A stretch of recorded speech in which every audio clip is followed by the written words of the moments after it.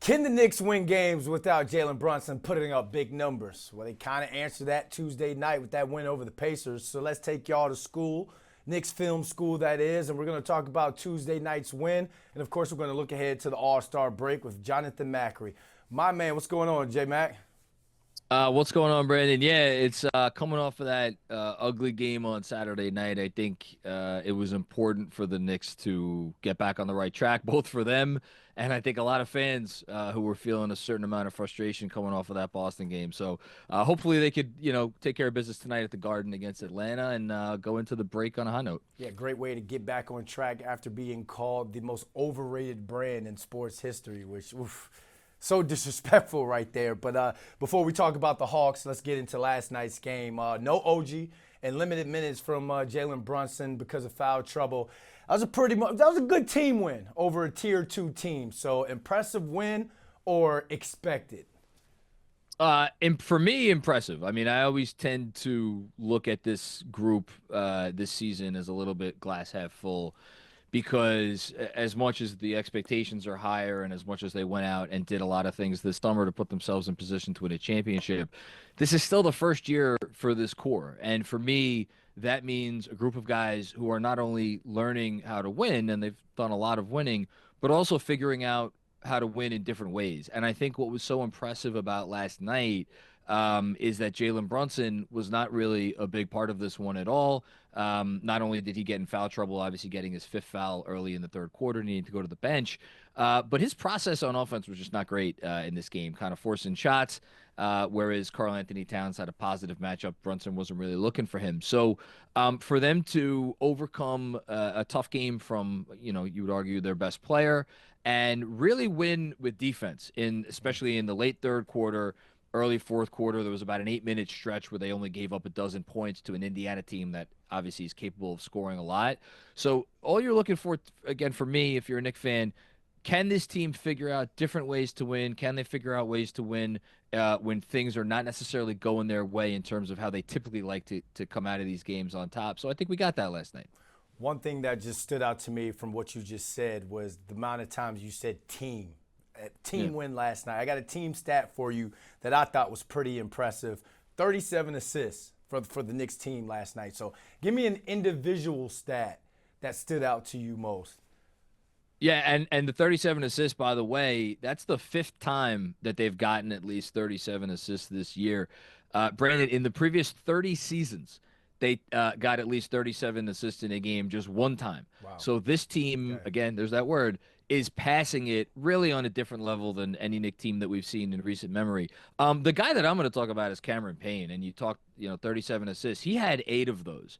And I think one of the things about Cam Payne that is underrated is his ability to come in and really run the offense to more than an acceptable level when Jalen Brunson is not in the game. If you look at statistics league wide, he has almost a 4-to-1 assist to turnover ratio.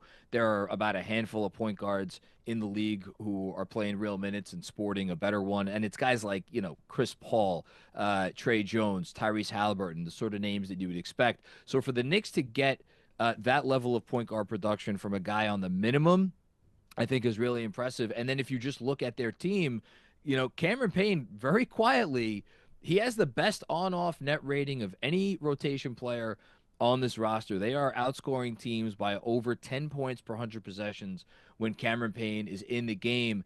And again, perhaps most impressively, their offense doesn't really fall off when Cam is in there. They're scoring 121.1 points per 100 possessions with Cam.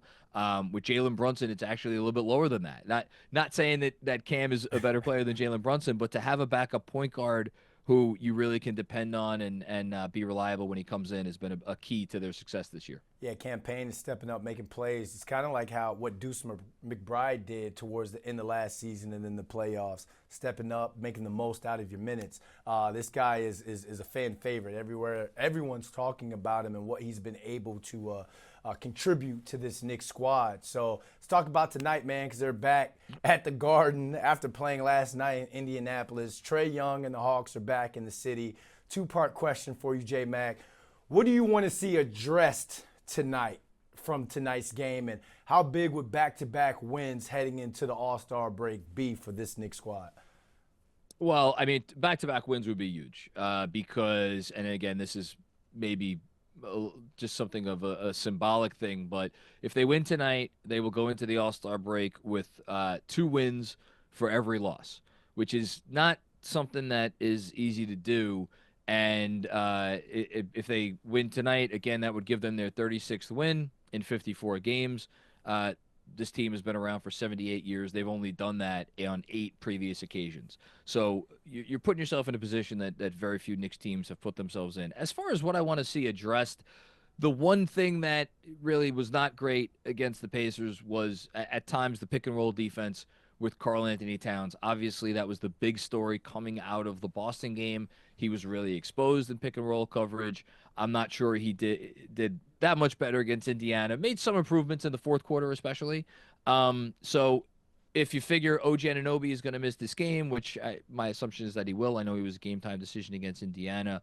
Can Karl-Anthony Towns do a commensurate job against Trae Young and a Hawks offensive attack that, like, it's not necessarily as potent as Boston or even Indiana, but if you're not careful with Trae Young, he could take over a game. So I want to see Karl-Anthony Towns maybe one game before the All-Star break step up, give us a little bit more something on defense that we've seen from him this year.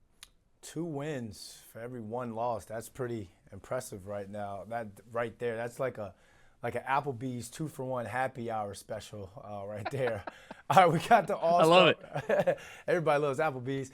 Everybody does. We got the All-Star break coming up this weekend. What's your All-Star break plans, and do you think Josh Hart should be in this All-Star game? Man, I don't know if we're gonna get another Eastern Conference injury. I mean, Hart played like an all-star last night, 30 points, 10 rebounds, 5 assists. My all-star break plans are the same as what I think Josh Hart's all-star break plans are, which is to be in some very warm weather with a book in my hand, maybe a cocktail or two, and just taking it easy for a little bit because we know the stretch run is coming.